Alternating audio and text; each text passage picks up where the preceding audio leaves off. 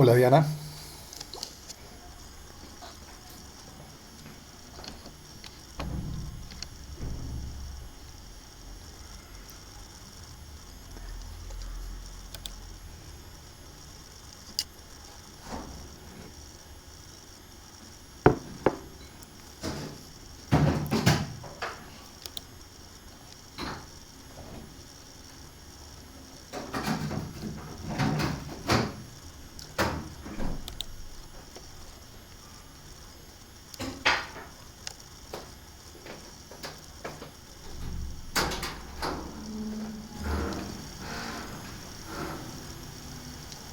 Esperemos 5 minutos.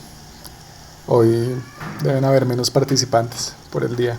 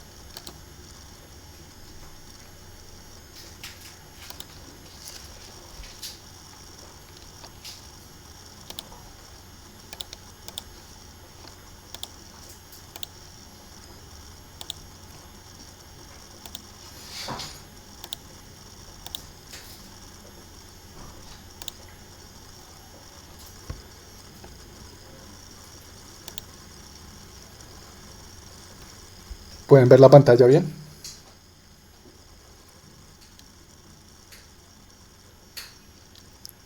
Ok, gracias.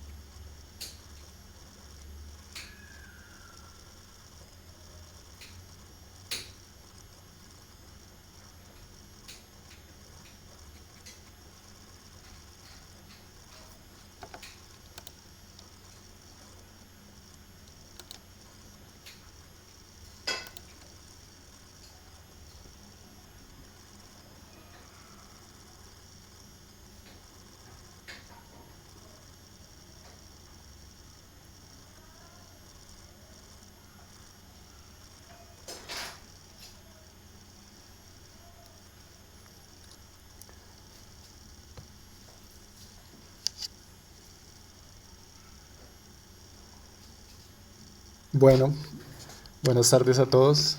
Vamos a empezar de una vez, a ver si nos rinde. Eh, ¿Todos pueden escucharme bien? Creo que esta vez sí fluye más rápido. Listo, listo, vale. Entonces comenzamos. Muchas gracias por las tareas. La mayoría ya envió las tareas de correlación y tiene las distribuciones diarias de los grupos de estaciones. En este gráfico pueden ver las series de tiempo de las estaciones del grupo uno y 2. Estos gráficos yo los construí. Espera.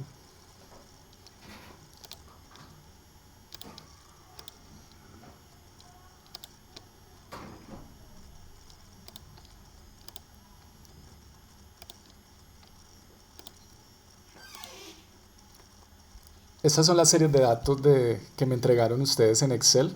Entonces ahí las ploteé. Y ya tenemos entonces series de precipitación diaria para todos los grupos de estaciones. Antes de empezar a trabajar con el SWAT, la pregunta que nos vamos a hacer es ¿qué pasa entre 2015 y 2100? ¿Será que podemos hacer algún tipo de proyección de los datos para hacer una simulación de caudales a futuro, que va a ser el último taller? En ese sentido, la primera actividad que vamos a hacer es la descarga de datos de un modelo global de circulación en un escenario determinado y vamos a hacer una corrección de esa información en R con una estación de referencia de datos reales para tener entonces una estación proyectada para hacer el trabajo de modelación más adelante. Después de eso, hoy vamos a empezar a trabajar con el ArcSWAT. Entonces ya todos deben tener instalado el ArcSWAT y yo les mandé un video. eh, Les voy a mostrar lo que ya monté en el Drive. Entonces, básicamente en el Drive van a encontrar en actividad 3 una carpeta que se llama Downscaling, donde tienen un PDF donde se describe el proceso de R para hacer el proceso de desescalado. Está el código, está la estación de referencia Uribe La. En este caso voy a desescalar con respecto a Uribe La. Y está la información del satélite proyectado. Necesito que entonces tengan lista esta información descargada. Puse en actividad 3 entonces downscaling, carpeta CF SR Word. Es importante que desinstalen este archivo Access y lo importen a la base de datos del SWAT. Yo les mandé un video en el WhatsApp para que adapten esta base de datos. ¿Por qué va a ser importante esto? Porque vamos a tomar los datos de humedad relativa y de viento de la base global para hacer la modelación en SWAT. En actividad 3 también tienen parámetros físicos para que descarguen, que son el DEM, que vamos a meter en ArcSWAT, este que se llama DEM2, y también está la información de suelos y coberturas para que la descarguen. La primera actividad, entonces, volvemos a la presentación, que vamos a realizar es la desescalada de la información proyectada y después empezamos con el ArcSWAT. ¿Qué vamos a hacer en el ArcSWAT? Lo primero que vamos a hacer es definir en un nuevo formato las distribuciones diarias de precipitación. Ustedes tienen ya todos los datos diarios de precipitación entre el 86 y el 2005 para las estaciones. Eso lo vamos a llevar a formato .txt y lo vamos a configurar de la siguiente manera. Necesitamos un archivo bloc de notas .txt donde esté la identificación de las estaciones. Voy a tener un identificador, un nombre, unas coordenadas geográficas, latitud, longitud y una elevación del punto. Entonces ustedes tienen el shape de estaciones, sacan las coordenadas de esas estaciones, sacan la altura de esas estaciones con el Google Earth y van a definirle un nombre para cada una de las estaciones. Esos nombres son un ejemplo de otro archivo que yo tenía antes, por eso tengo unas que se llaman route, otras inter3, pero la idea es que ustedes tengan entonces Uribe, Mariposa, Santana, Gironda en esta configuración, ¿sí? Entonces va a haber un bloc de notas que se configura de esta manera y otro bloc de notas para cada una de las estaciones. Es decir, si acá yo tengo 6 estaciones de precipitación, entonces debo tener otros 6 blocs de notas donde voy a desplegar mi serie de tiempo de precipitación diaria y le voy a poner, miremoslo más grande, el encabezado va a ser la fecha, el año 1986, el mes y el día donde arranca mi serie de datos. Después de eso vamos a hacer la configuración de la cuenca. Entonces ustedes deben tener el DEM para importarlo en ArcGIS y a partir de ese DEM nosotros tenemos dos opciones con el ArcSWAT: hacer la configuración automática de cuencas o hacer la configuración manual. En este caso vamos a hacer la configuración automática de la cuenca. Si ustedes tuvieran ya configurado su shape de subcuencas con sus drenajes ya trabajados con estudios previos, es importante señalar que esos campos los deben configurar de la siguiente manera, como está señalado aquí. Entonces, para subcuencas deben tener 4 columnas que se denominan de esta manera. Una debe llamarse grid cut y otra subbasing. Entonces, esa es el número de cada una de las subcuencas. En este caso yo tengo 13 subcuencas y es un archivo de tipo polígono. Para los drenajes, que es un archivo de tipo línea, de tipo polilínea, yo debo tener el número de drenajes en correspondencia con el número de subcuencas. Es decir, supongamos que este drenaje que estoy señalando pertenece a la subcuenca 1, entonces digamos que es este drenaje, el 1 va a venir del nodo 1, de mi subcuenca 1, y va a caer, se va a conectar con otro drenaje que está en el nodo 4. En ese caso, esta sería la subcuenca 4, ¿sí? Y así con todos los drenajes. Entonces, si este drenaje pertenece a mi subcuenca 4, quiere decir que viene del nodo 4 y va a desembocar en el nodo 5, que sería la subcuenca número 5 enseguida. Es decir, el shape de drenaje debe estar separado de acuerdo a las subcuencas que tenemos. En este caso lo vamos a hacer de manera automática, entonces no vamos a tener que hacer esta tarea engorrosa, pero cuando tengan sus proyectos más grandes, con más densidad de información, es necesario que hagan la configuración de los datos. En el manual yo también les suministro cómo se configuran este tipo de elementos. Después de configurar la cuenca, vamos a introducir la capa de suelos para nuestra cuenca. Estos suelos son de un trabajo en escala 25.000. Básicamente la información de suelos que debemos tener es una información textural, una información de la profundidad de los horizontes de suelo y una información de la infiltración, que va a ser mi parámetro K en milímetros por hora. En este caso yo tengo 2, 4, 6, 8, 10, tengo 11 unidades de suelo que yo voy a tener que reclasificar en mi SWAT y debo introducir estos parámetros, estas características de los suelos en el ArcSWAT. Ya lo vamos a ver en el ejercicio. Después de introducir los suelos, tenemos que introducir nuestra capa de coberturas para hacer una reclasificación de esta capa.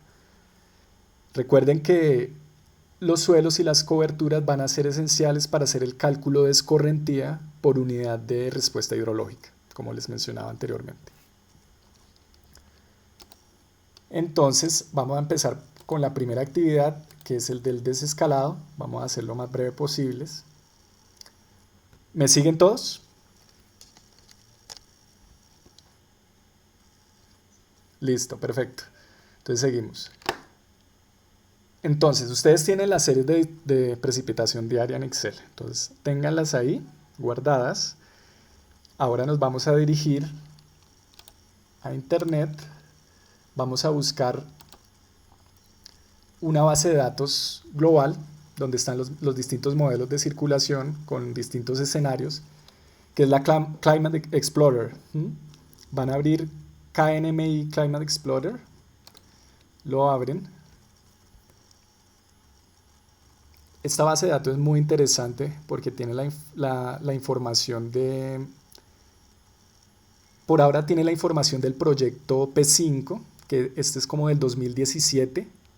El proyecto P6 es el de los datos de los modelos de 2019, pero parece que lo van a abrir muy pronto, en los próximos meses, ¿sí? Entonces vamos a hacer las corridas con los escenarios que teníamos hace 3 años de proyección de precipitación y temperatura. Entonces nos dirigimos a valores mensuales de escenario 5. Aquí, ¿qué van a encontrar? Básicamente, cada uno de estos es un modelo aquí son distintos modelos de circulación y en EXP tenemos distintos escenarios para cada uno de los modelos. Es decir, un escenario conservador, un escenario donde emitimos más CO2, un escenario donde no hacemos nada y seguimos con la actividad industrial de la misma manera, un escenario donde desarrollamos acciones orientadas a hacer la transición hacia combustibles que no son fósiles o a fuentes de energía renovables. La explicación de cada uno de los modelos, de cada uno de los escenarios, van a encontrarla en la página de la Climate Explorer. Creo que alguien está pidiendo acceso.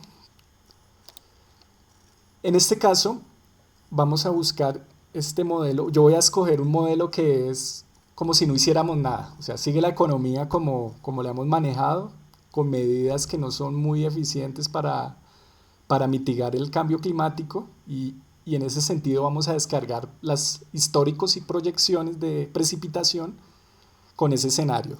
El modelo que vamos a seleccionar es el SESMI BGC, este de acá, y vamos a descargar precipitación, PR, del escenario RCP85, ¿listo?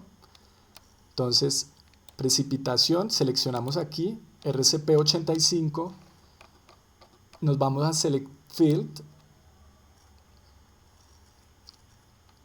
aquí definimos la coordenada donde yo quiero desarrollar la descarga de datos. Entonces, ¿qué es importante señalar acá? Esta información va a ser una información del modelo global, pero a una escala, como les decía en el video anterior, cuando bajamos información de la NASA, son modelos que tienen de resolución espacial alrededor de 1 grado de latitud por 1 grado de longitud, ¿sí? Entonces vamos a tratar de estirar y darle la distribución de mi serie real a esta serie que yo voy a descargar. Entonces la latitud y longitud es la que voy a meter, es la de la estación Uribe La. Acá es 332, déjenme ver aquí cuál era la otra, 3.25, aquí 7428 menos 74.39. Este es un cuadrado alrededor de la estación Uribe La. Vamos a descargar valores promedio, decirle al modelo que considere los puntos de terreno, es decir, ese modelo está considerando la topografía también para hacer sus proyecciones. Estos modelos de circulación con estos escenarios se agarran de información satelital y también de históricos de estaciones alrededor del mundo. Este satélite va a tener amarre de preindustrial, es decir, hay información desde 1800 y pico de históricos, ¿sí? Aquí ponemos convertir a milímetros por día, porque acá inicialmente está en energía, y le damos Make Time Series.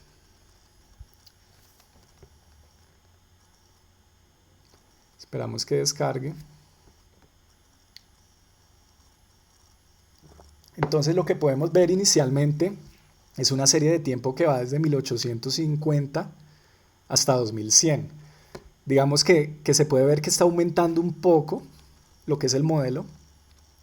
En algunas magnitudes la amplitud de la precipitación está aumentando. Tengo unos picos más grandes hacia 2100. El aumento no es muy grande, pero vemos que sí hay aumento de precipitación para la proyección en 100 años. Esto está en milímetros por día, es decir, los datos los debemos multiplicar por 30 para tener milímetros por mes. Le damos acá en Raw Data, le damos aquí en ASI. Entonces aquí vamos a ver la información.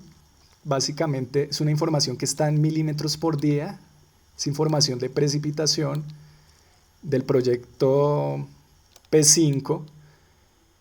Acá hay una información, tiene control preindustrial y básicamente aquí tengo la información entre 1850 y 2100 para enero, febrero, marzo, abril hasta diciembre, ¿sí? A nosotros, ¿qué información nos va a interesar? Desde 1986, vamos a copiar la información del 86 hasta el 2100. Entonces, lo que estoy copiando es información de precipitación promedio mensual dada en milímetros por día entre el 86 y el 2100 para la zona de Uribe-La en el Meta, según este modelo específico, con un escenario realista, ¿sí? o pesimista, de que no hacemos nada con relación a la emisión de CO2. ¿Sí? Eh, entonces copiamos esto en Excel. Entonces abrimos Excel.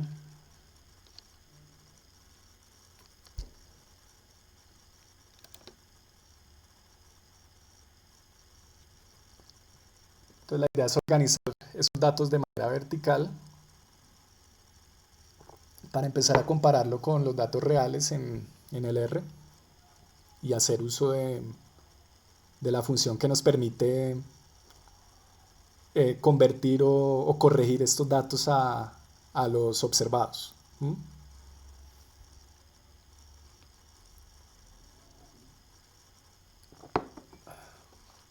A ver, entonces abrimos Excel.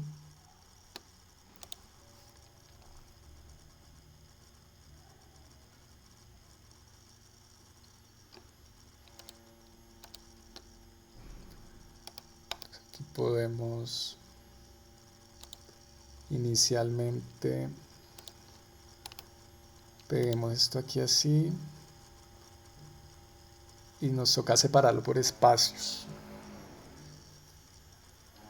Entonces nos vamos a datos, texto en columnas,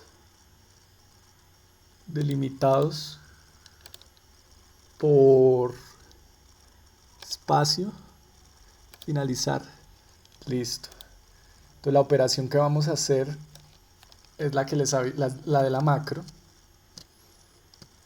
Control C. Vamos a recordar cómo se hace esa macro. Aquí lo transponemos. Entonces tengo de enero a diciembre de cada año, ¿no? Entre el 86 y el 2100. Aquí entonces lo que podemos hacer es eliminar esto y enlistarlo acá verticalmente.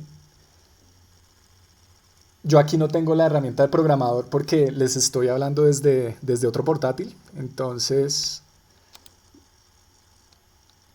este portátil es más útil es más veloz para comunicarnos. Pero entonces no corre ciertos procesos. Entonces aquí eran opciones. Aquí era complementos.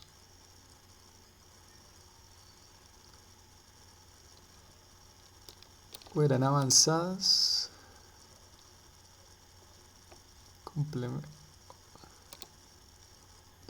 Aquí es complementos.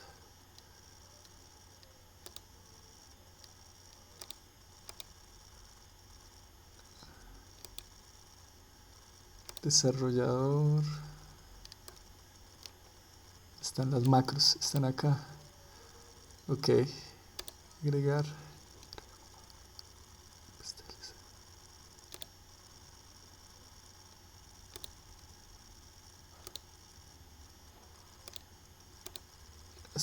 comandos a grupo. Ok. Nueva pestaña.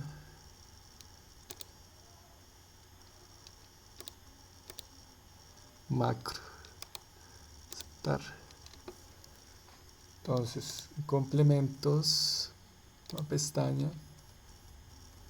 No, pero no era macro. No, esta no es. Bueno, Este proceso del listado vertical, yo lo hice en el otro portátil, pero entonces yo ya organicé eso. La cuestión es que organicen esto, ya les muestro el archivo, que organicen esto verticalmente. Entonces, esto como está hasta el 2100, control X, lo organizan verticalmente, pero tienen que multiplicar por 30. A ver, multipliquemos esto por 30. Van a multiplicar toda la serie vertical, la multiplican por 30 cuando la tengan organizada. Eso yo ya lo tengo organizado en otro archivo para el ejercicio, para ahorrarnos el tiempo de la macro. Yo lo tengo aquí en una carpeta que se llama downscaling.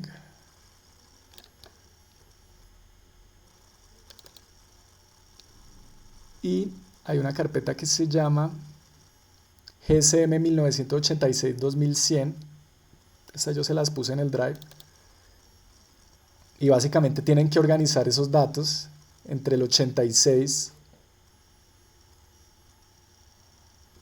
y el 2100. Lo enlistan como hacíamos con los otros archivos, pero ya multiplicado por 30, ¿no? Entonces aquí yo ya tengo esta información organizada verticalmente, ¿listo? Desde el 86 hasta el 2100 en este archivo que se llama GSM 1986-2100 del modelo de la proyección RCP85, ¿listo? Entonces después de organizarlo verticalmente. Y en otro archivo, borrémoslo. En otro archivo tenemos organizada la información de Uribe La entre el 86 y el 2015.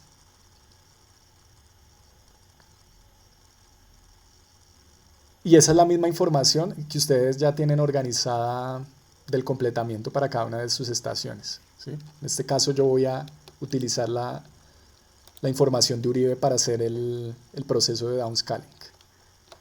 Entonces por un lado tienen la serie de tiempo descargada de hasta 2100 y en otro archivo tienen la de la estación que va a servir para desescalar, ¿listo? Verticalmente. Entonces tienen esos dos archivos. Entonces nos dirigimos a R.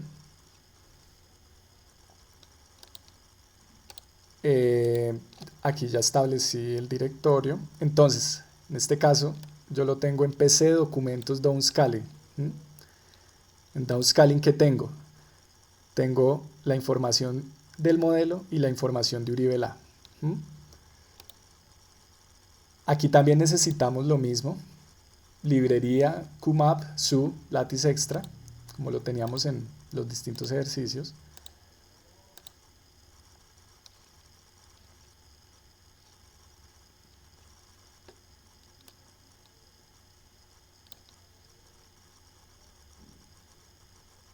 Antes de eso, está lento.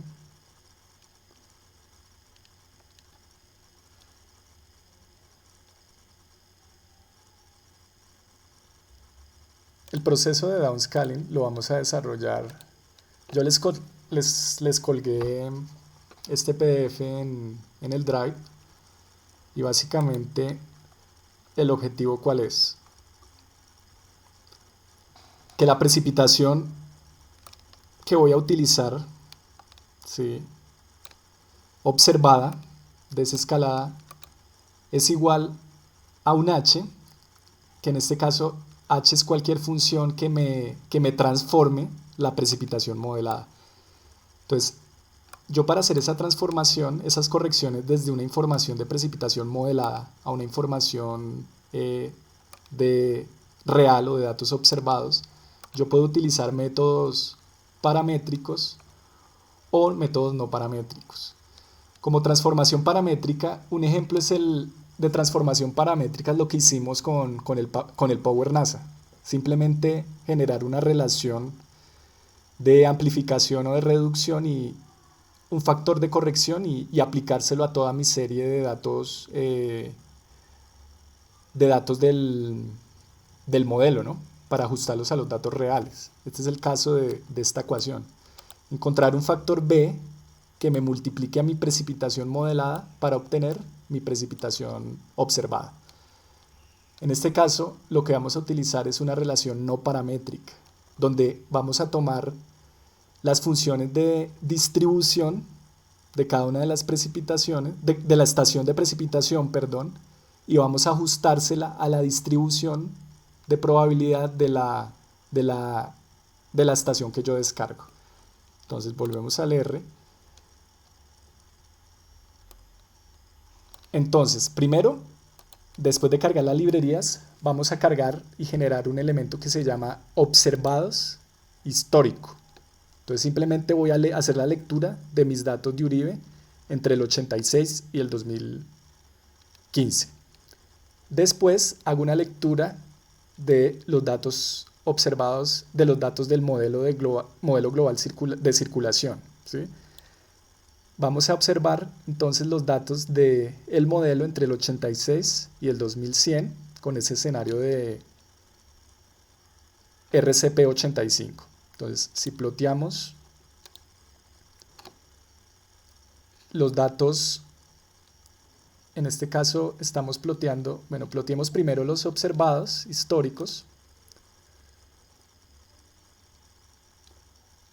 Podemos ver, entonces esta es la información de precipitación de mi estación Uribe-La.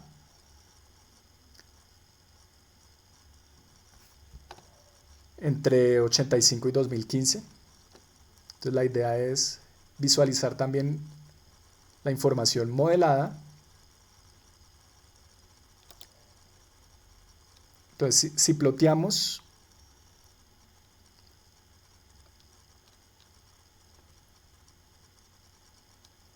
al archivo modelado, vamos a crear un archivo que se llama GSM histórico, a partir del cual yo le voy a generar una ventana a mi modelo que me termine en diciembre de 2015.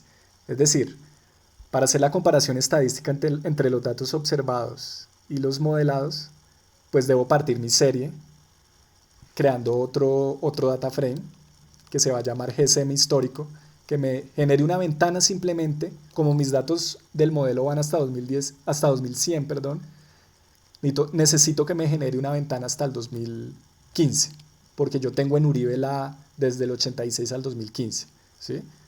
Entonces creo este elemento,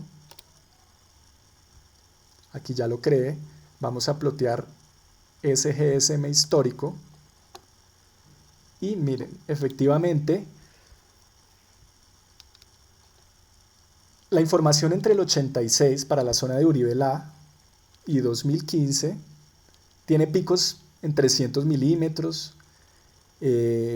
Básicamente esta serie de tiempo, si nosotros sacamos el promedio de GSM histórico,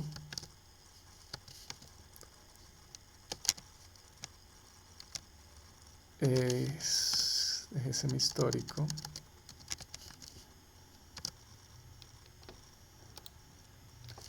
tengo que el promedio de esa serie de tiempo descargada es de 163 milímetros mensuales. ¿Y cuál es el promedio de mis datos observados reales? Entonces el promedio es de mis observados históricos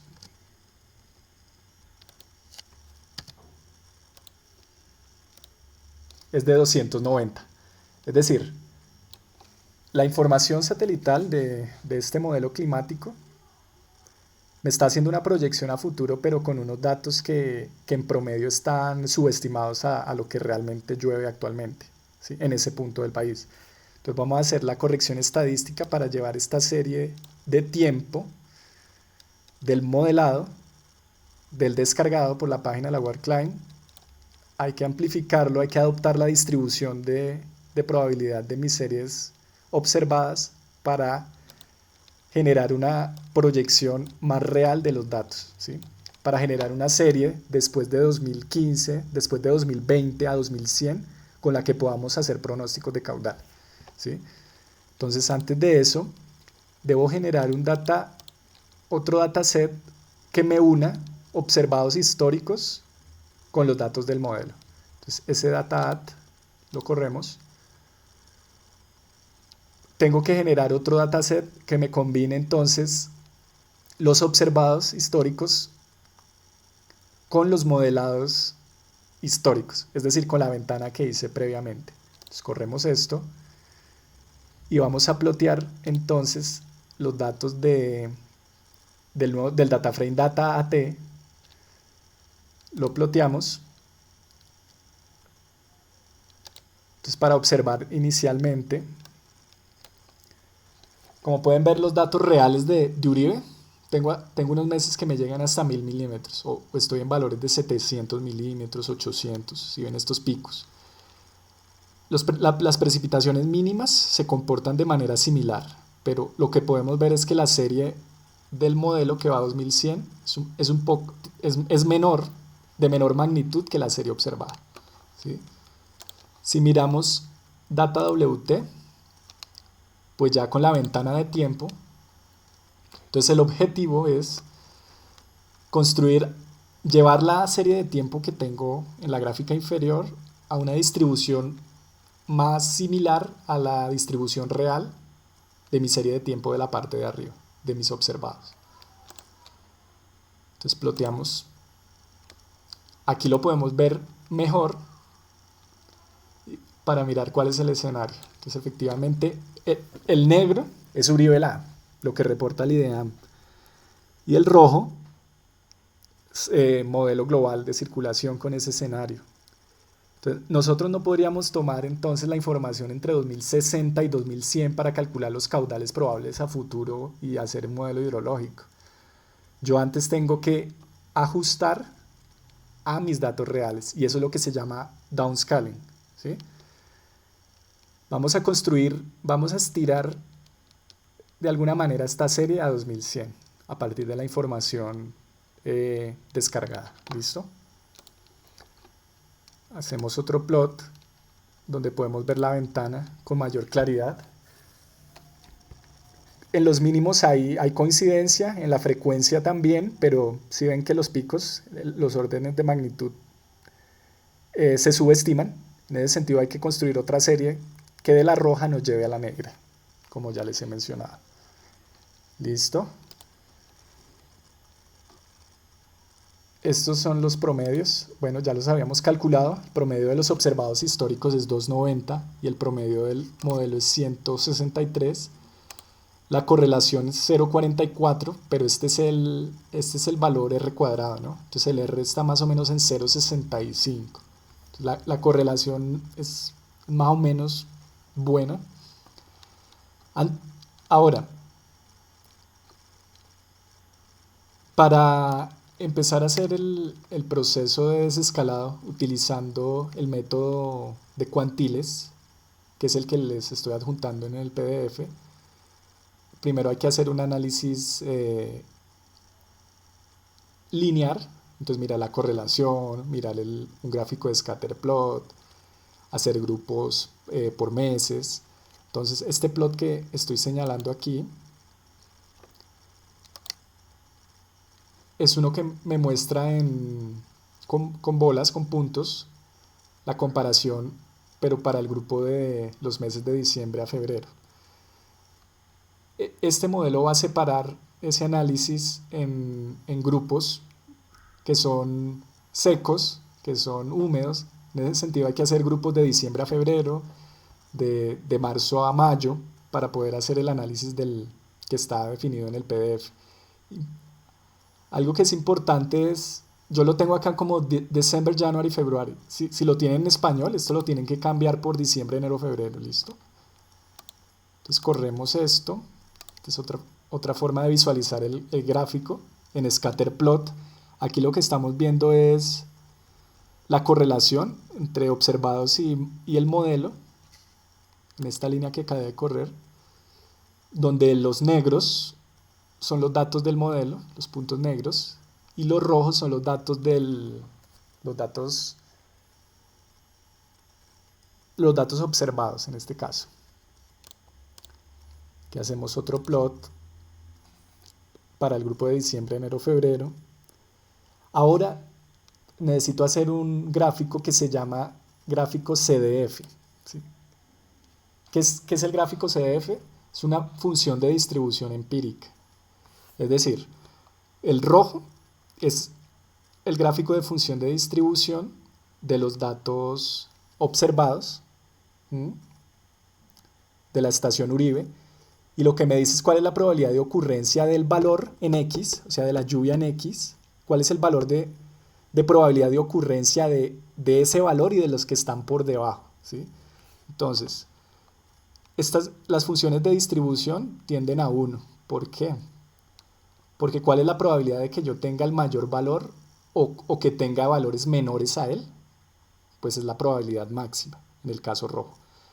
Y la función de distribución del modelo es la que pueden ver en negro. Básicamente lo que va a hacer este código es trasladarme este negro al rojo. Es decir, vamos a coger la función de distribución de mi estación real para amplificar la distribución de los valores del modelo global de circulación.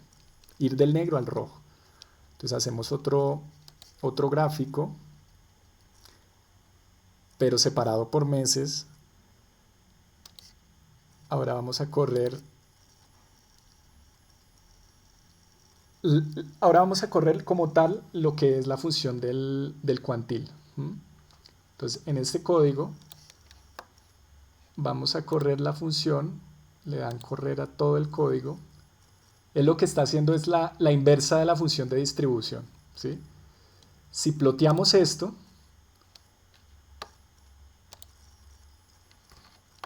entonces ese código está explicado en ese PDF. Entonces básicamente en azul lo que estamos viendo ya es la serie desescalada del modelo global de circulación. ¿Por qué?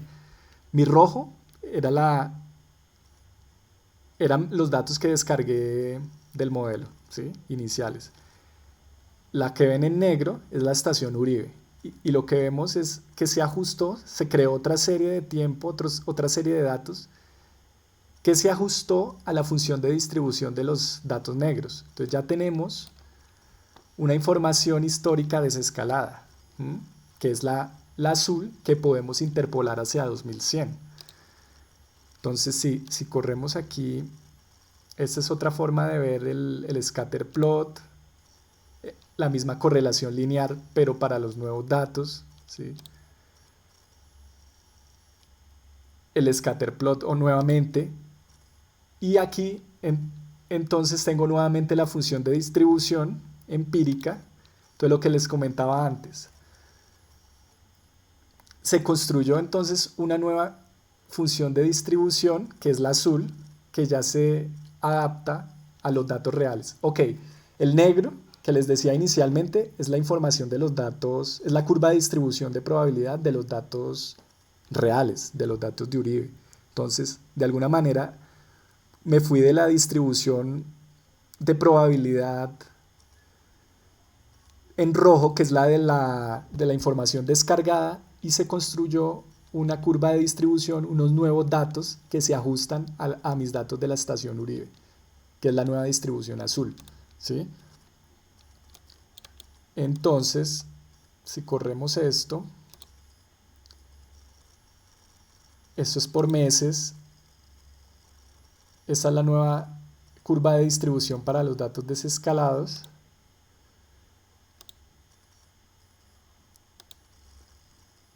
Y finalmente, al correr el código, miren lo que tengo. Entonces, tengo un data frame con mis datos observados de enero del 86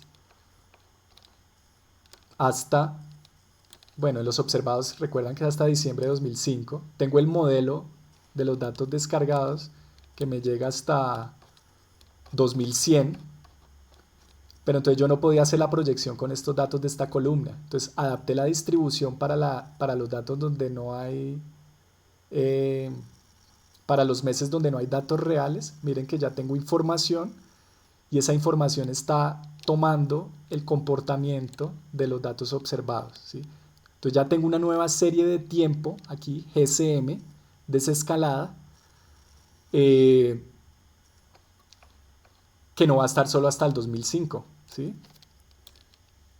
Que después de 2005 tengo información hasta 2100, ¿sí? Para ese escenario de emisión de CO2, entonces tenemos esa proyección de precipitación mensual desescalada hasta 2100. Entonces lo que tengo que hacer ahora es exportar este data frame, ¿no? Entonces lo podemos plotear antes de exportarlo y miren el resultado que tenemos. Inicialmente descargamos la información del rojo, ¿sí?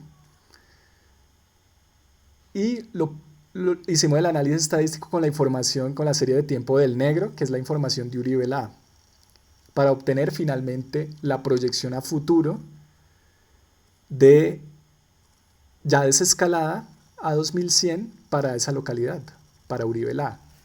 Entonces yo ya podría hacer proyección de índices de aridez o de humedad, más de tendencia, ¿sí? Y podría atreverme, pero necesitaría hacer un poco más de cosas, atreverme a hacer una simulación de caudal con estas nuevas lluvias. Entonces, la tendencia es que hay un aumento ligero, pero hay un aumento de precipitación.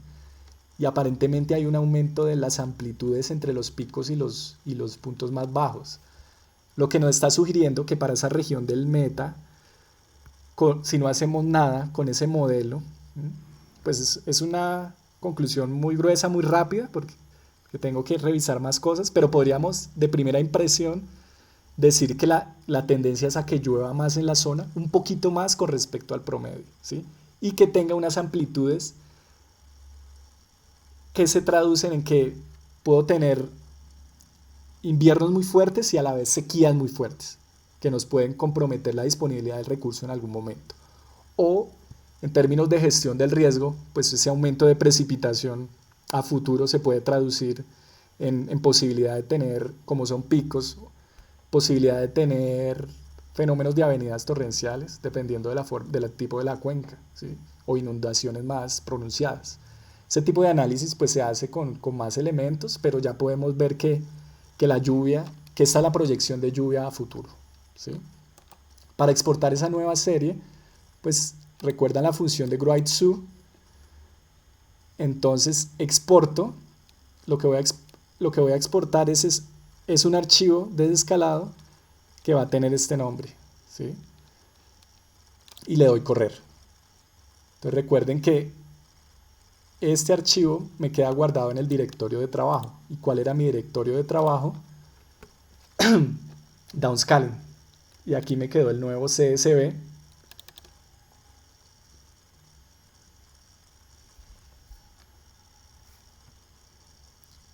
Con mis archivos, con mis datos de lluvia mensual proyectados a 2100. Que puedo manipular y utilizar para diversos fines más adelante. Entonces, ustedes van a hacer con ese código, van a hacer lo mismo y van a leer el PDF, van a hacer lo mismo no para todas las estaciones del grupo 2 y del grupo 1, solo lo van a hacer para una estación de cada grupo, ¿sí? Y van a guardar esos archivos para al final del curso miramos cómo nos cambian los caudales al proyectar las lluvias. ¿Listo?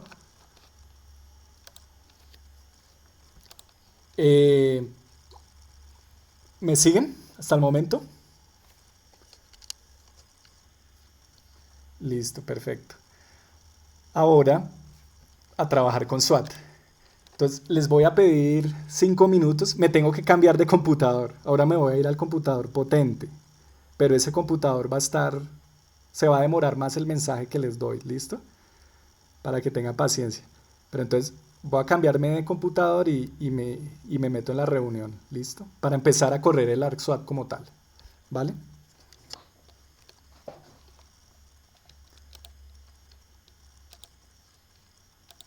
Entonces,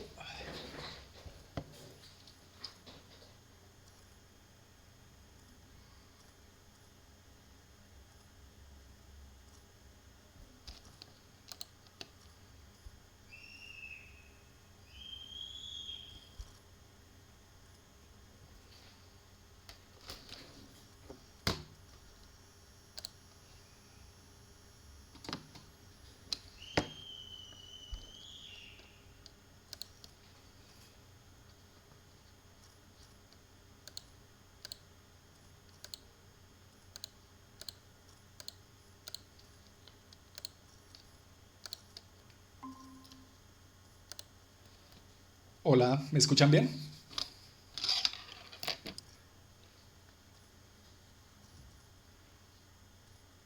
Sí, se escucha bien.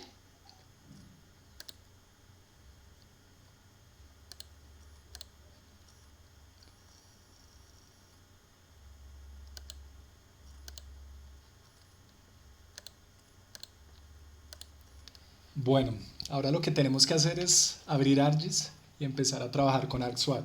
¿Listo? Bueno, antes de eso, vamos a verificar. Voy a crear una nueva carpeta que se llame. Debo crear una carpeta que se llame. Le puedo llamar SWAT.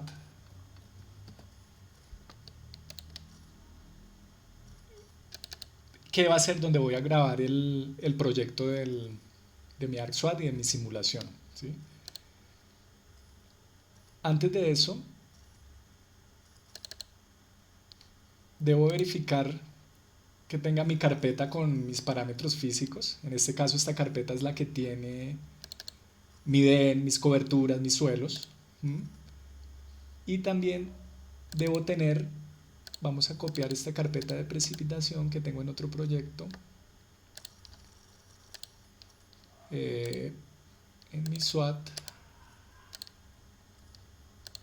Entonces, en precipitación debo tener configurado, como les decía, mis datos de lluvia de cada una de las estaciones, mis datos diarios entre el 86 y el 2015. Entonces vamos a hacer una corrida, una simulación de caudal, de cantidad de agua a partir de la información de lluvia diaria del 86 al 2015 de las estaciones que ya tratamos previamente. ¿Listo? Para hacer eso, entonces yo ya construí mi archivo .texto donde tengo Uribe, Mariposa, Santa Ana, Miraflores, Legiosa, Palacio Vega Larga, con su latitud, longitud y elevación referidas. ¿Sí? Y cada uno de los archivos, por ejemplo, si abrimos Miraflores, pues tengo mi serie de datos de lluvia, la traje del Excel de los datos de lluvia que ya completamos todos a partir del 86 al 2015. Van a generar un blog de notas por cada una de las estaciones. ¿Listo? Una vez tengan eso, vamos a abrir ArcGIS. Entonces, ArcMap, abrimos el ArcMap.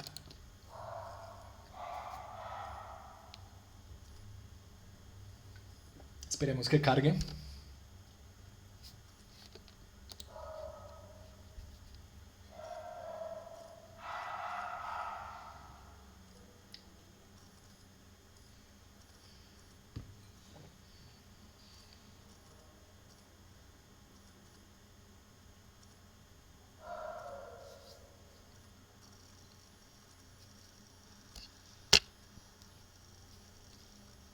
Bueno, a mí se me demora como 1 minuto y medio en cargar. Vamos a generar un nuevo proyecto. Ya debo tener el ArcSWAT instalado, ¿no? Todos deben tenerlo. Y habilitado en el ArcGIS.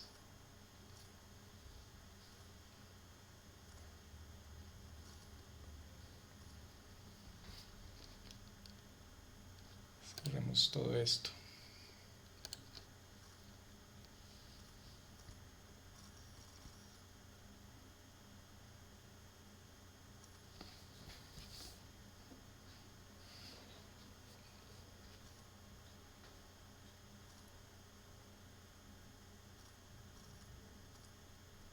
Esperemos.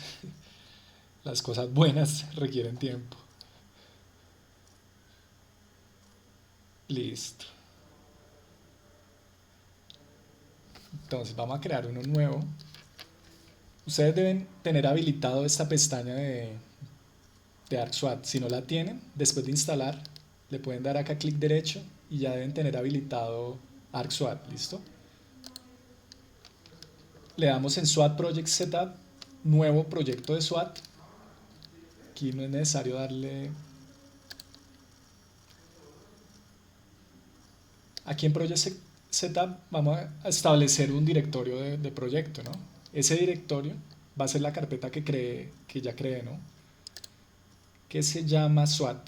Vamos a crear el proyecto aquí en SWAT y le damos OK. Ahí esperemos que defina el proyecto. El proyecto está hecho. Y entonces el siguiente paso es hacer la delineación de la cuenca como tal. Me voy a Watershed Delineator, Automatic Watershed Delineation. Vamos a abrir el DEM que tienen que se llama DEM 2, algo así. ¿Dónde tengo el DEM? Yo lo puedo tener en el mapa, es decir, aquí cargado, o lo puedo llamar desde el disco. Le doy Load from Disk. ¿Dónde tengo el DEM? En parámetros físicos. ¿Cómo se llama? DEM 2. Le doy adicionar. Ahí esperamos un momento.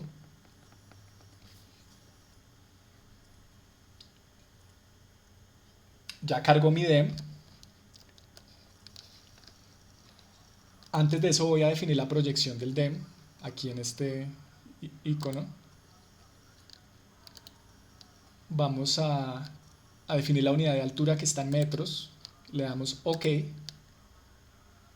Ahora, estas opciones son cuando ustedes tienen ya previamente definidas las cuencas donde quieren el análisis. Es decir, si a ustedes les plantean o en su trabajo el objetivo del proyecto es, además de averiguar el caudal en un punto determinado de toda la cuenca, también tienen que generarlo en otros puntos más pequeños, en otras subcuencas, pues ustedes deberían definirle bien esas subcuencas. Esos puntos que se denominan outlet, ustedes tienen que definirlos. El SWAT también le permite a usted introducir puntos de control de vertimientos o puntos que denominan inlet, que es entradas de agua desde trasvases.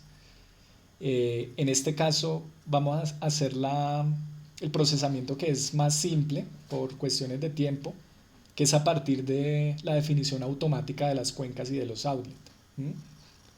Para hacer la definición automática, que nos permite saber simular el caudal de esta cuenca y después calibrarlo, le damos aquí en Stream Definition, DEM Based, y le damos clic acá, Flow Direction and Accumulation.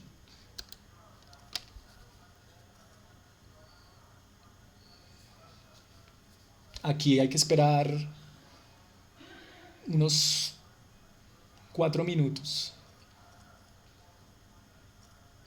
¿Todos me están escuchando bien? ¿Están viendo el proceso?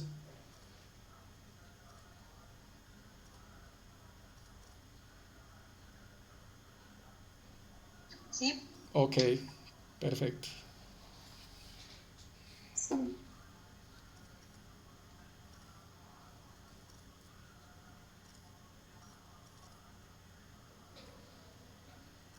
Aquí esperamos simplemente.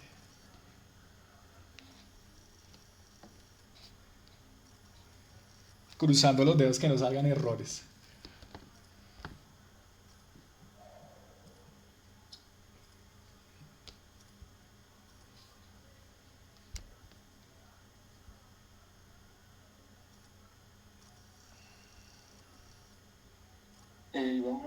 Sí, cuéntame. ¿Está con ArcGIS o hay de pronto otra plataforma en la que también se pueda utilizar ArSWAT? Sí, claro, con QGIS, QSWAT, ¿sí? Y, y con Python también. Y adicional también Dime. una forma que solo se llama, adicionalmente hay solo como el software que se llama SWAT, o sea, sin necesidad Sin interfaz gráfica, sí. de usuarios. Sí. Exacto. Ah, bueno, pero sí de pronto es un poquito más complicado. Sí, le pide a usted programas, saber más Python. Eh, Cuando hagamos la calibración vamos a utilizar una cosa que se llama SWAT-Cube, ¿sí? Que es otra interfaz bien útil para hacer esto. Pero entonces, lo podrían hacer con ArcGIS, con QGIS y solito también. El de QGIS es igual a lo que estamos haciendo acá.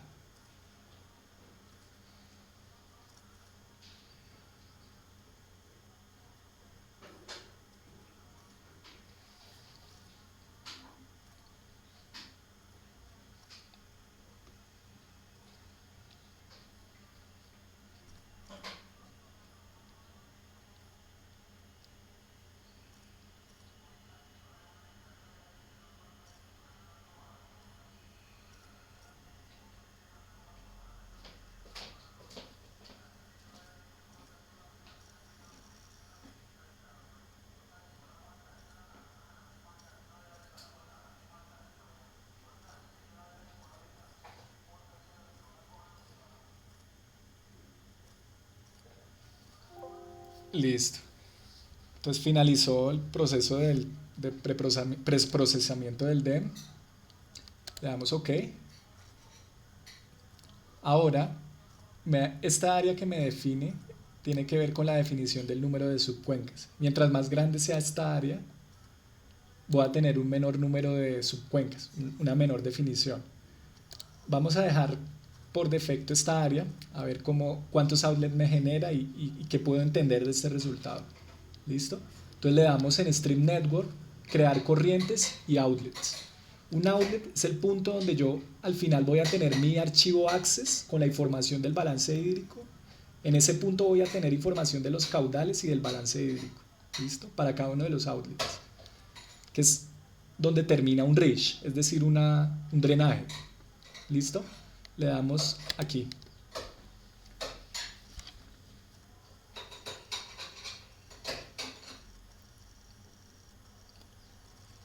Si ustedes están trabajando en una cuenca que es muy plana, lo más aconsejable es definir las cuencas manualmente. Automáticamente nunca va a tener buen resultado, ¿sí? Entonces ustedes hacen a pesar de que usted hace el preprocesamiento, vamos a ver que en el EGHMS es más fácil cuando las cuencas son planas. Pero aquí yo debería hacerlas manualmente. Como ustedes saben, la definición de cuencas en zonas planas llega a ser difícil, ¿sí? Nos toca ayudarnos de un multitemporal, ayudarnos de la geomorfología, mirar cómo han migrado los cauces. Entonces automáticamente el SWAT nunca lo va a hacer realista en zonas planas. En este caso tenemos una zona montañosa, por eso la definición de cuencas es más precisa. ¿Listo? Mediante el método automático. Aquí me dice que finalizó el preproceso de corrientes, le doy OK. ¿Cuál es el siguiente paso? Es definir un outlet de salida de la cuenca entera, pero vamos a mirar cuántos outlets se nos generaron. Aquí dice que se generaron 61. Realmente ¿se justifica definir 61 outlets automáticos en este caso? ¿Será que se me están repitiendo outlets? Es ahí donde yo empiezo a editar el número de outlets que tiene la cuenca. Entonces me voy aquí a Edit Manually y voy a borrar algunos outlets. Entonces van a mirar. Para borrar outlets, yo le voy a dar clic izquierdo al outlet que voy a borrar y después clic derecho para grabar la edición. Entonces, vamos a acercarnos a la salida de la cuenca. Entonces nos acercamos. Miren lo que pasó aquí en la zona plana. Me está generando una cantidad de outlets repetitiva que no tiene ningún sentido. Entonces yo debo limpiar esto, ¿sí? Entonces le doy clic, borro este, borro el siguiente. Vamos a borrar todos los outlets que no corresponden con la realidad. Estaría generando múltiples cuencas aquí necesariamente.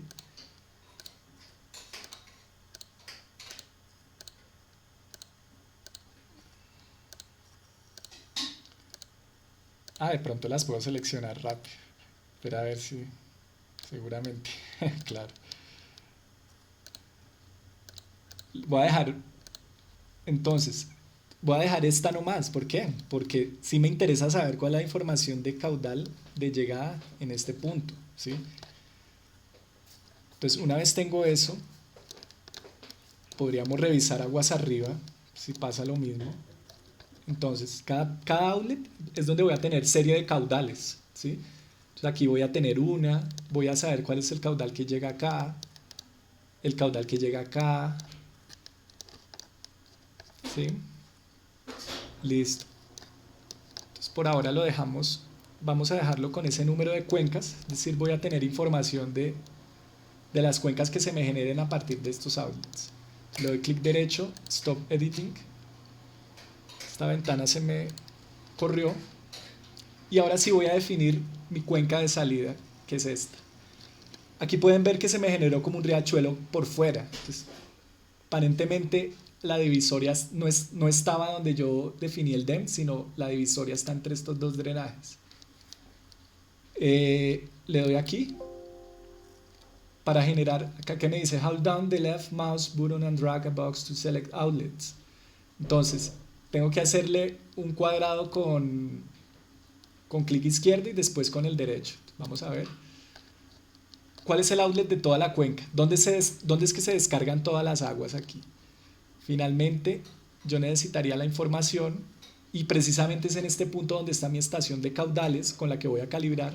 Entonces este lo voy a definir como mi outlet de toda la cuenca. ¿Listo? Y a partir de eso yo puedo hacer la delineación de cuenca seleccionando aquí Delineate Watershed. Aquí hay que esperar otro rato.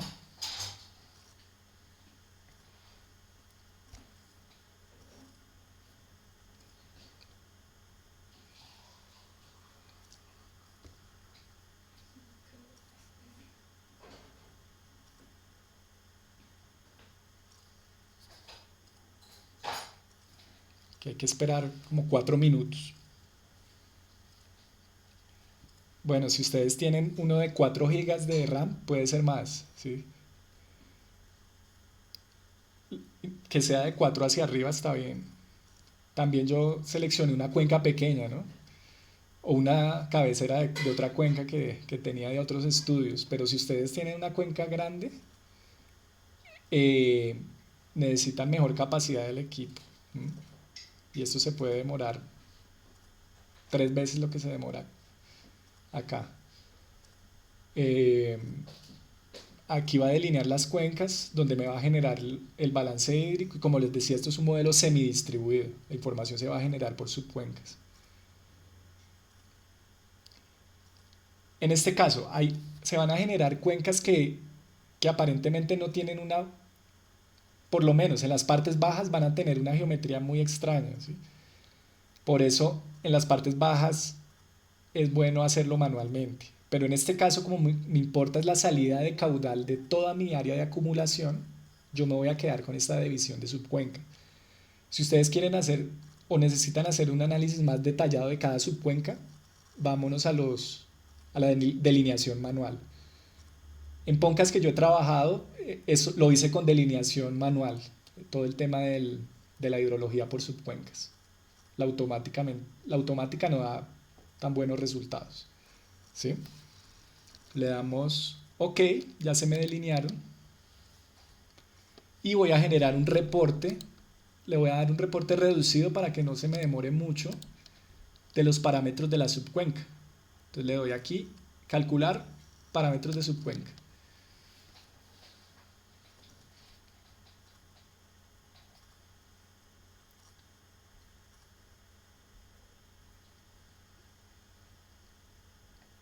Aquí demora como 2 minutos o menos.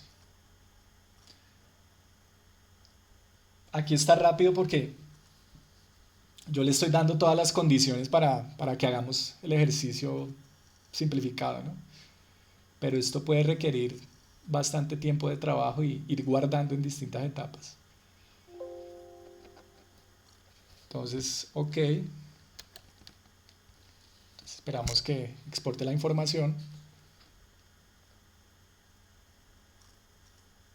¿Siguen viendo la imagen? ¿No hay problema?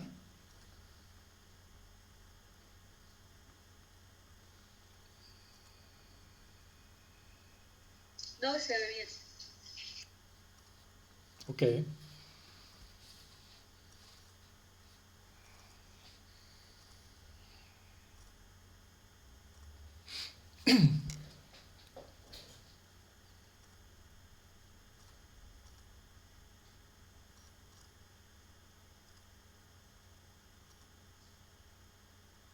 Yo tengo una duda.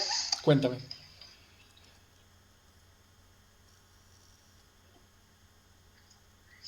Es que, bueno, según entiendo ahí lo que está generando es como a partir de cada una de tus cuencas, pero supongo que eso hay que hacerle como una revisión más detallada para uno ver, esperando tanto subcuencas como microcuencas al tiempo, no sé. Uh-huh.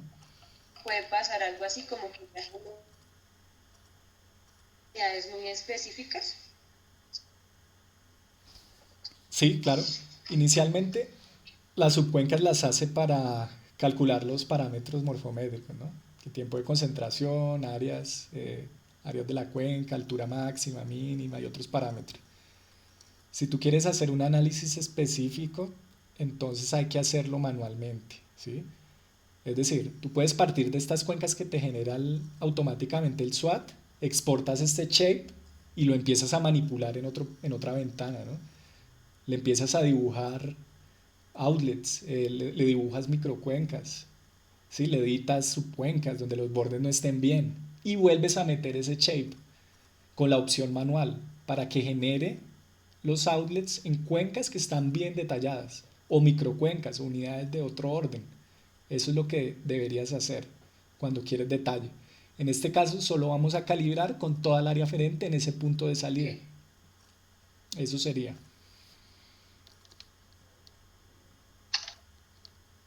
Ahora, el ECHMS vamos a ver que en la opción GIS es más, en la parte de configuración de cuenca es más versátil o es más eficiente, pero el SWAT le va a ganar más adelante, como lo vamos a ver en otras cosas. Entonces, ahí vamos viendo. Aquí ya, creo que ya lo generó. Sí, sí, ya le puedo dar exit a esta ventana. Aquí le doy exit y efectivamente ya tengo el reporte de cuencas topográfico simplificado. En este caso es una información de elevación versus área que está debajo de la elevación. Con esto ustedes pueden hacer la curva isométrica de la cuenca. Llevan esto a Excel y construyen la curva isométrica. Otros parámetros que se me generaron en subcuenca están aquí en este shape de watershed.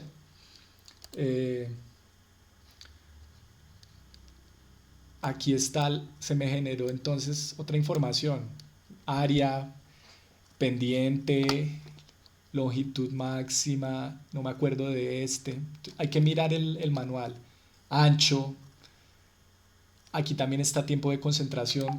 Esta información ya la tienen automáticamente para unas cuencas que están medianamente bien definidas, ¿sí? En la definición automática de cuencas. ¿Listo?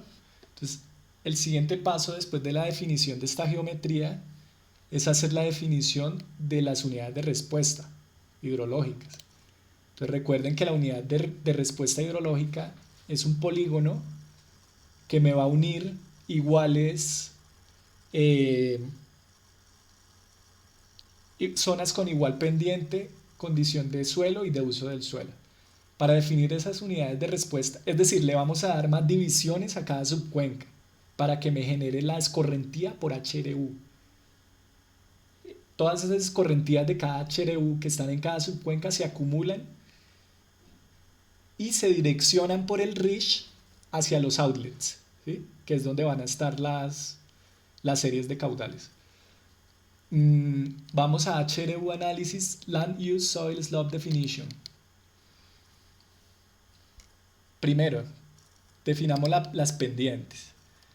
¿Qué puedo hacer aquí? Entonces, si ustedes quieren detalle y creen que la escorrentía está controlada por la pendiente, y si yo estoy en una zona de relieve ondulado que es más bien plano, y yo quiero sacar la escorrentía, pero quiero generarle detalle por los desniveles, yo debería hacer más clases de pendientes, ¿sí? Entonces, en este caso yo voy a definir unas tres clases de pendientes, es decir, voy a reclasificar el DEM en mis pendientes, ¿sí? Entonces el primer rango de pendientes es que me genere las áreas que están entre 0 y 25% de pendiente, ¿sí? Por decirlo. Y el segundo entre 25 y 45, ¿sí? En este caso yo voy a tener solo tres clases, entre 0 y 25, entre 25 y 45 y mayores a 45. Es decir, no hay mucho detalle. Pero también lo hago para rendimiento del equipo. Pero hagámoslo con 4, ¿sí? Una clase que me agrupe hasta el 20% de pendiente, una segunda clase hasta el 45% y la tercera hasta el 60%. Yo no sé si tengamos esas pendientes tan altas, puede que sí. Y le damos reclasificar. Entonces él va a coger el DEM y lo va a reclasificar ahí en pendientes, como si utilizáramos el slot del toolbox. Ahí me reclasificó las pendientes. Miremos cómo quedaron las clases. Bueno. Bueno, estoy muy abajo, pero entonces, como tengo que terminar este proceso, pues vemos que hay unas áreas entre 0 y 20, unas áreas que son grandes, ¿no? Bueno, aquí ya están las pendientes reclasificadas. Vamos a reclasificar los suelos. Recuerden, en suelos nosotros tenemos este shape de suelos con unas condiciones de profundidad, de textura y de infiltración en milímetros por hora. ¿Sí?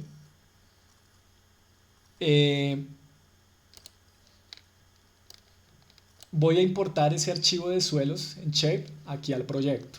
Entonces, nos vamos aquí, seleccionamos los suelos del disco, abrimos, me pregunta que el grid está proyectado, yo le digo que sí, sí está proyectado. Ese es de tipo polígono. Está en mi carpeta de parámetros físicos. Importo suelos. En este caso el campo que me está definiendo cada tipo de suelo es el que se denomina, en este caso yo lo puedo identificar con el objective. Es decir, hay un número para cada unidad de suelo que voy a reclasificar.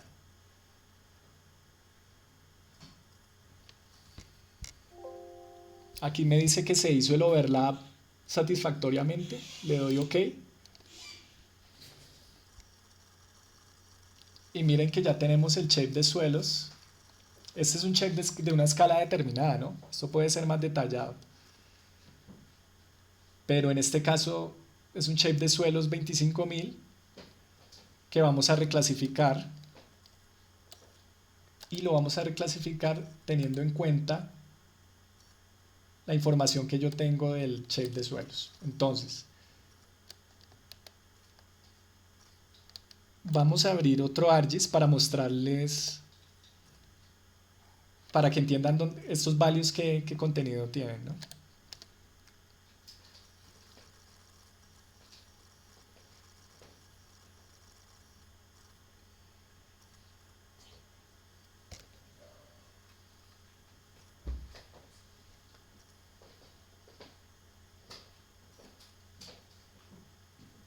Vamos a visualizar los suelos para mirar, es decir, el value 3, qué textura es. Entonces, vamos a cargar suelos aquí.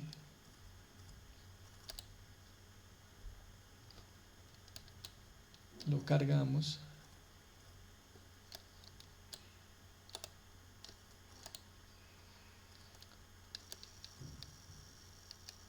Entonces,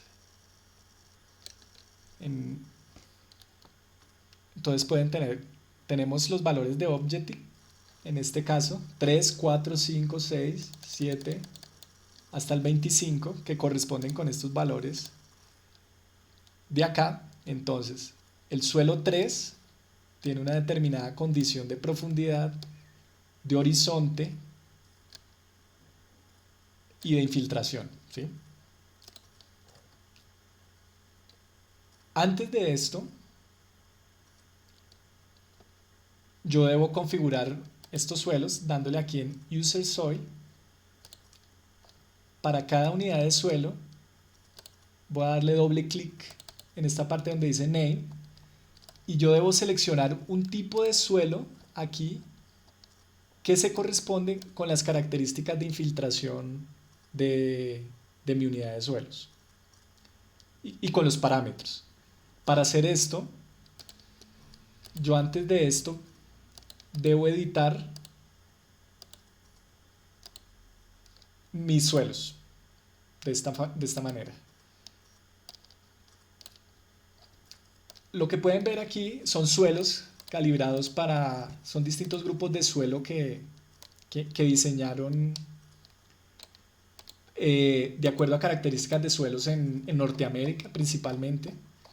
Entonces ustedes pueden ver que el suelo Abraham, por ejemplo, tiene dos capas, tiene una condición de espesor en la primera capa, unas condiciones de capacidad de campo, de porcentajes de arcilla, lodo y arena, ¿sí? Porcentaje de roca. Esta información ustedes la pueden editar de acuerdo a los trabajos de campo que se hagan, ¿sí? En el trabajo de campo para esta cuenca se tiene información de conductividad hidráulica de K, se tiene información de espesores de suelo y de texturas de suelo, si son arenosos, francoarenosos. Ahí uno puede saber qué predomina, si la arcilla, el lodo, la arena, ¿sí? Entonces vamos a empezar a editar los suelos.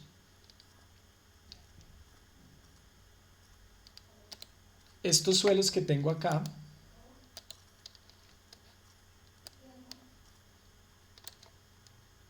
están llamados de esta manera: suelos 2, suelos 3, suelos 4, suelos 5, suelos 6.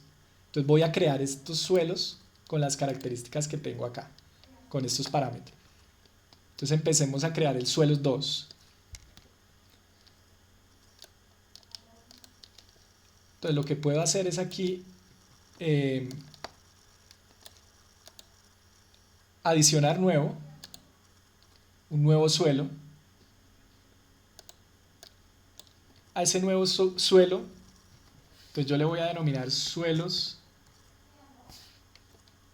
Mi primer suelo se llama suelo 2, ¿sí? Que es el suelo que tengo acá.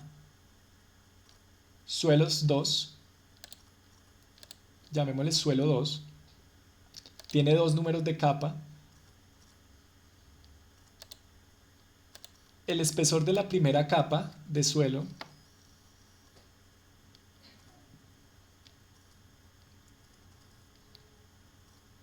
si nos vamos aquí yo tengo la profundidad del primer horizonte es esta, 57. 57 que en este caso esa información yo la tenía en milímetros, ¿sí? En centímetros, perdón. Entonces como acá me la piden en milímetros, 57 son 570 milímetros, ¿sí? Capacidad de campo, en este caso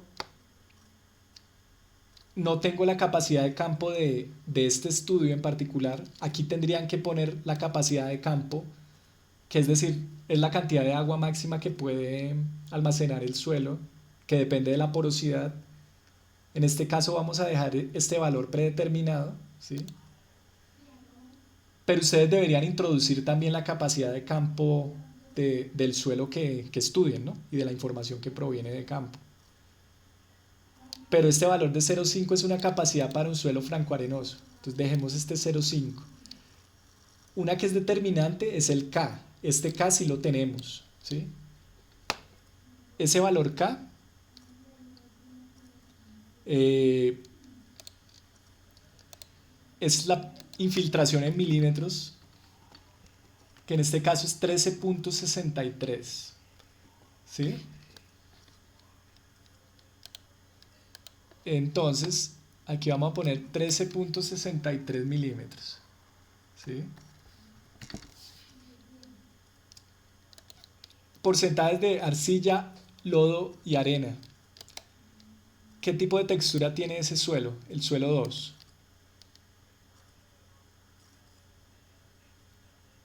El suelo 2 tiene...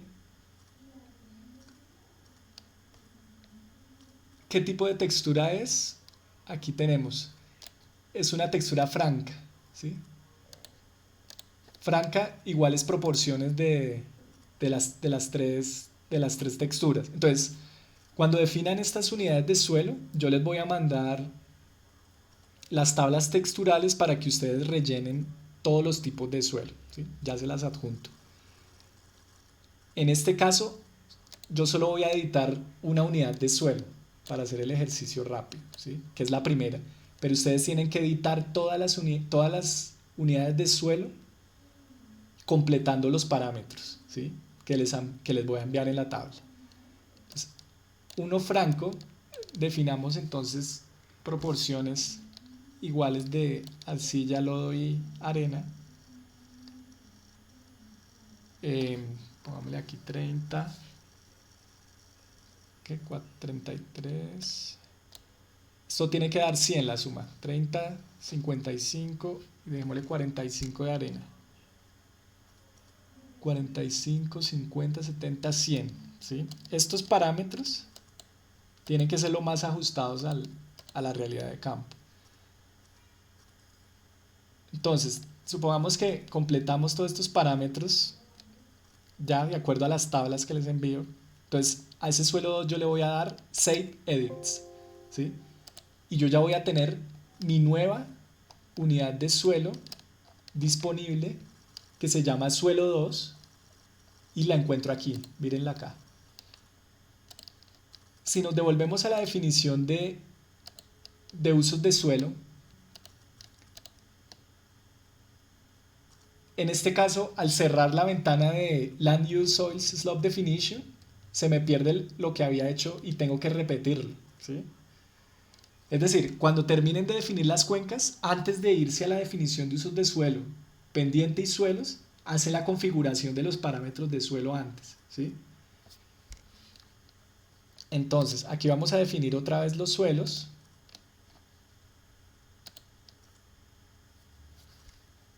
Los suelos los cargo desde el disco. Una pregunta, Iván. Cuéntame.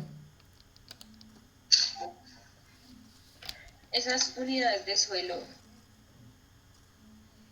también de computador, o eso se puede importar, o sea, se puede guardar y se puede importar a un computador. Se entrecortó, ¿puedes repetir la pregunta? Yo preguntaba que si las unidades importar, es decir, por ejemplo, yo la puedo guardar y utilizarla en otro computador o en otro proyecto, o si cada vez tengo que crearla. Ah, ok. Listo. Entonces, tú puedes guardar ese shape de suelos inicial con todos tus parámetros, ¿sí? Y tú haces la edición de tu SWAT de la base de datos de suelo. Vamos a ver que esa definición de los parámetros de suelo la puedes hacer donde acabo de decirles, en Edit SWAT Input Database, pero también se puede modificar la base de datos que está en el instalador del ArcSWAT, agregándole los nuevos suelos. Entonces, si tú vas a hacer otro proyecto, o sea, la reclasificación siempre la tienes que volver a hacer en el nuevo proyecto, ¿sí? A menos que le envíes a esa persona la base de datos de Access con los suelos modificados, ¿sí? Si tú le envías esa base de datos, que ya vamos a ver cómo es esa base de datos de Access, si tú le envías eso con los nuevos suelos, él cuando corra el ArcSWAT va a tener en esa tabla de tipos de suelo, va a tener los suelos editados que tú hiciste, ¿sí? Pero si no le mandas esa base de datos Access, pues la persona tiene que introducir esos parámetros cada vez que vaya a hacer la corrección de los suelos. Cada vez que haga el proyecto tiene que editar esos suelos, ¿sí? Y el ArcSWAT tiene entonces el problema de que yo tengo que esto tiene una secuencia, ¿no? Y se me generan algunos errores, ¿sí? Entonces, por ejemplo, yo ahorita me salí de esta definición y tengo que volver a hacer esto para poder configurar mis suelos. Entonces, para cargar los suelos, otra vez, me voy a polígonos, suelos.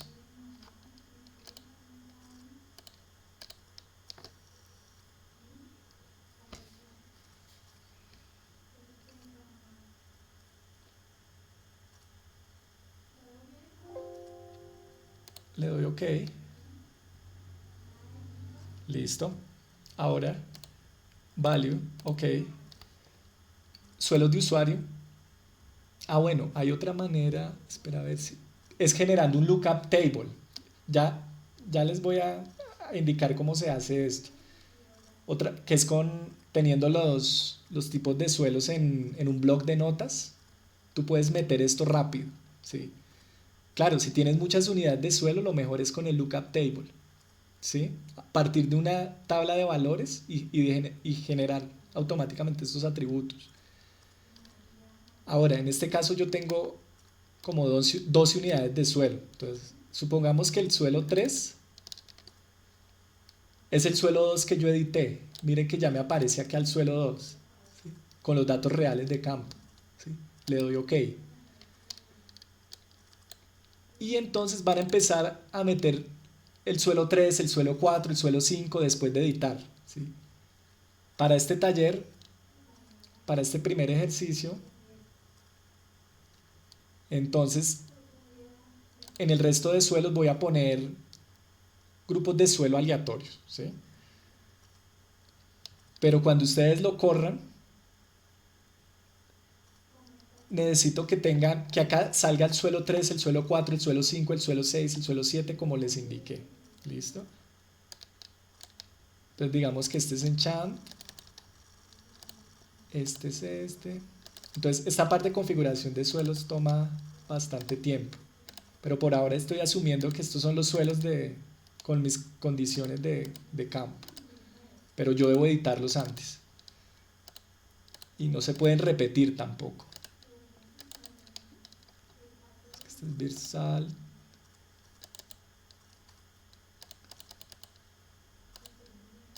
Obviamente cuando saque las escorrentías, como tengo acá otros tipos de suelo, yo no puedo calibrar el resultado de esta simulación con los datos reales, ¿no? Pero no se preocupen. Ustedes van a editar cada suelo y yo voy a hacer otro video corriendo esto, pero con los suelos reales, para que tengamos ya la serie que vamos a calibrar, ¿sí? Pero aquí para hacerlo rápido, vamos a definir estos suelos, ¿sí?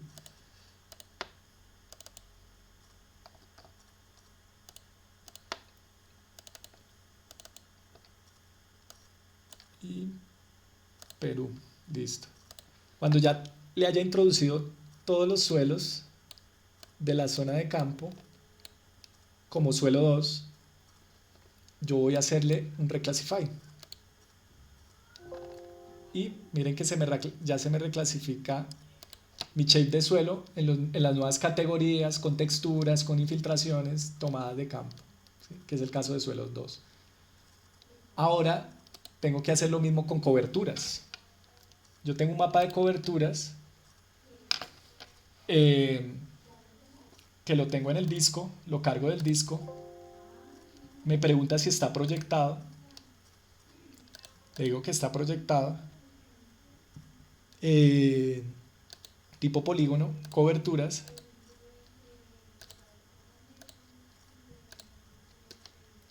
lo importo,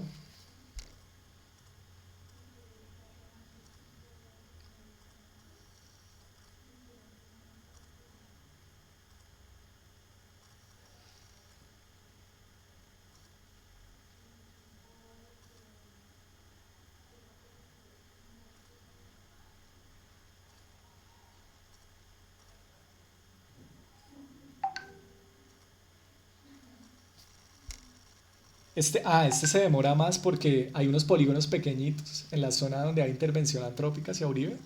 Son polígonos pequeños de coberturas. Entonces, este se demora más en cargar. Unos 4 minutos. Entonces, esperemos un momento. Listo.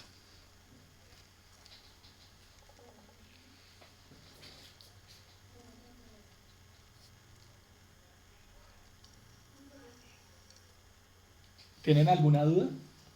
¿Otra? Mientras carga esto.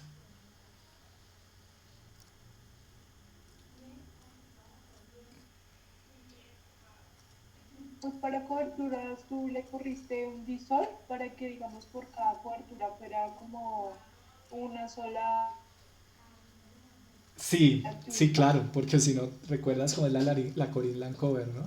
Toca hacer los atributos, simplificarlos, ¿no?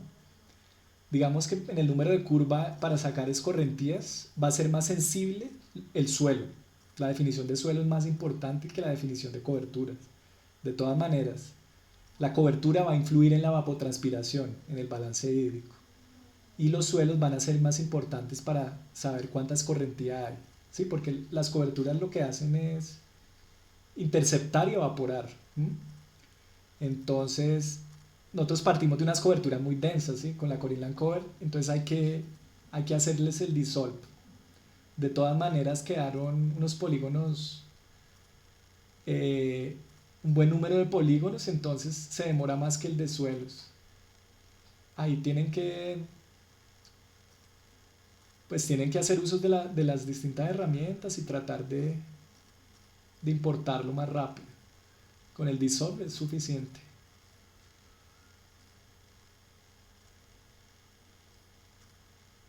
Sí, sí, va. De nada. Sí, este se está demorando. Es como 6 minutos. Ya después de esto definimos las HRUs, ¿sí? Que me agrupe igual suelo, igual pendiente, igual cobertura. Y después tenemos que meterle ya los datos de lluvia, de temperatura y hacerle una primera corrida. Con esa primera corrida nos vamos al Access y sacamos la información de caudal que me está arrojando por mes. Y son esos valores los que yo debo comparar con los de la estación hidrológica real.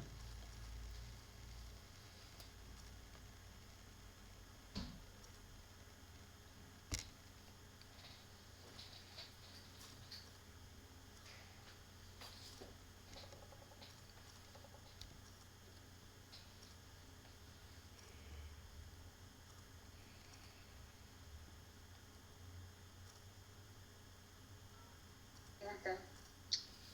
Dime. Es que yo estoy haciendo los outlets y se me generaron también hartos, o sea, yo los estoy viendo. Sí. En algunos casos veo que se generan seguidos, entonces es que no sé dónde mirar cuántos se generaron y, digamos, si hay algo. Generalmente veo que se generan como dos, o sea, como es como una unión de dos drenajes Sí. creado.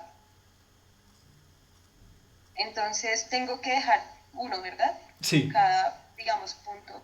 Sí, tiene que quedar uno antes de, o sea, hay una confluencia de dos Rich y de ese sale uno, ¿no? Entonces tienes que tener uno antes de la confluencia en cada Rich, ¿sí?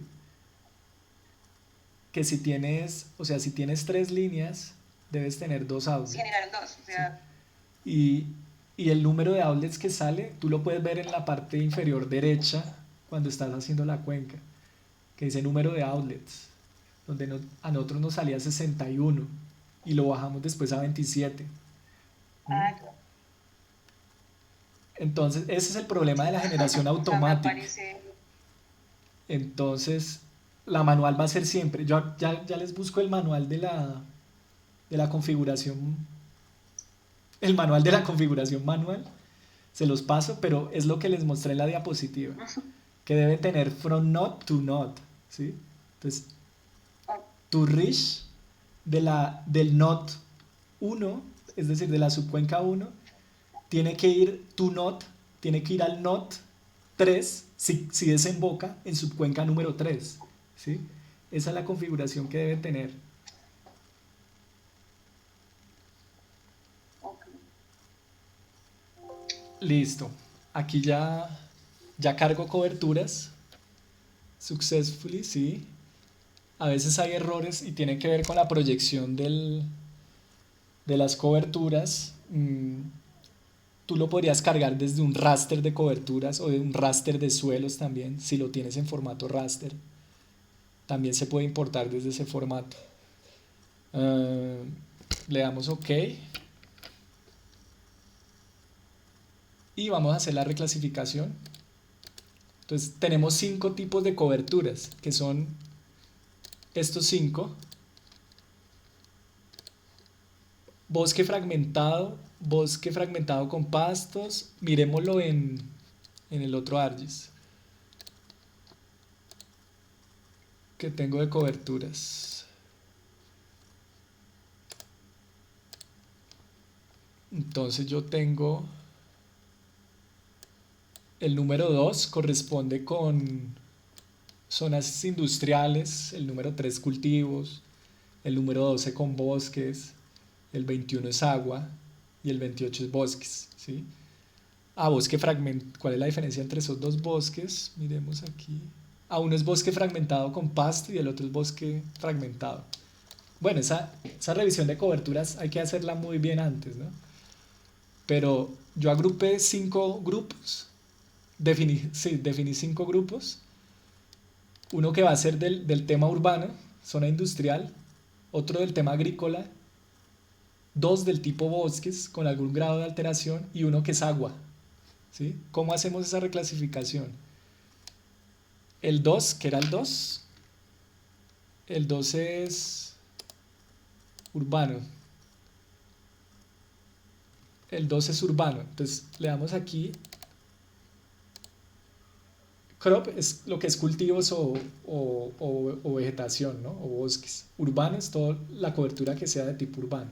Si abrimos el database del SWAT en temas urbanos, tengo estas categorías: superficies que son comerciales, industriales, institucionales, residenciales, residenciales de alta densidad, residenciales de baja densidad, residenciales de media a baja densidad y transporte, ¿no?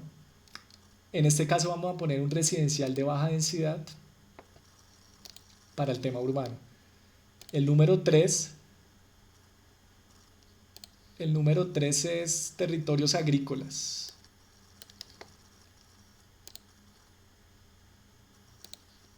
En lo agrícola,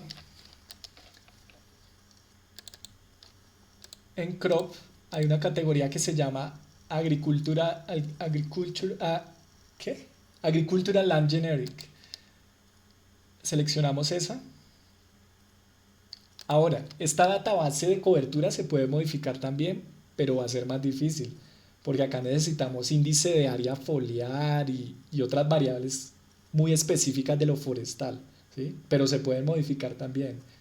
El de suelos hay que modificarlo obligatoriamente para que me genere buena escorrentía y es más fácil de modificar, porque yo puedo en campo sacar capacidad de campo, punto de Marchitez, puedo sacar infiltración con un método de doble anillos en campo, puedo sacar con una calicata profundidades, puedo sacar espesores aproximados, texturas, pero en cobertura, si es un ejercicio académico más fuerte, hay que sacar unos índices que son propios del tipo de vegetación que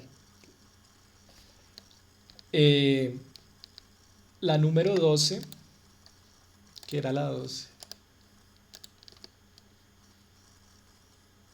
Es el bosque, pero ¿qué bosque es? Es el bosque, hay un bosque, el más denso es el más grande. Este bosque sería, espera, 12.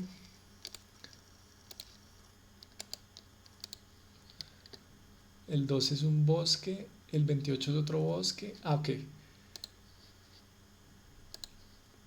Este bosque va a ser un bosque que es un bosque de FRSD.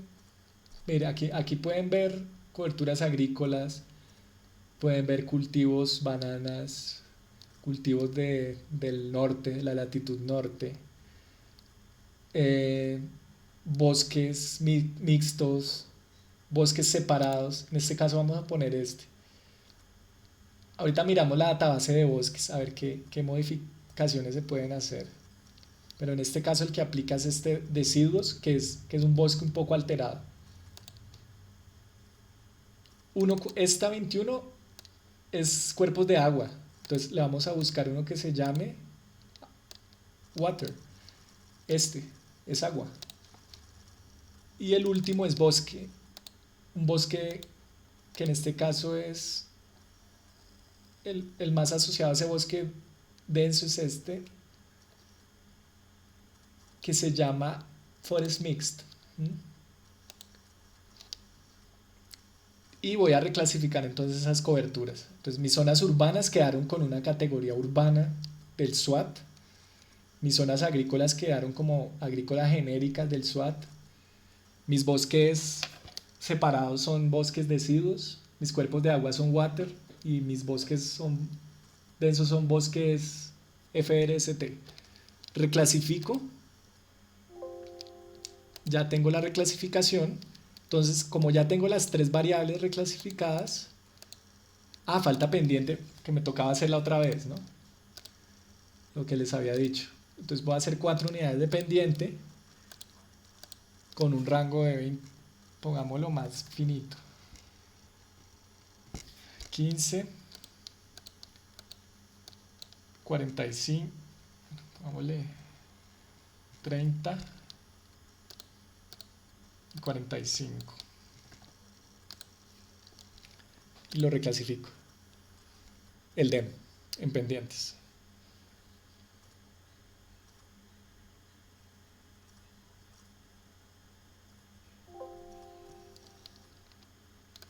Y ahora sí, como tengo los tres, voy a generar mis características de HRU haciendo un overlay de esas tres capas. Entonces le voy a decir, genéreme otro shape que contenga la superposición de los tres para que le empiece a agrupar por HRUs.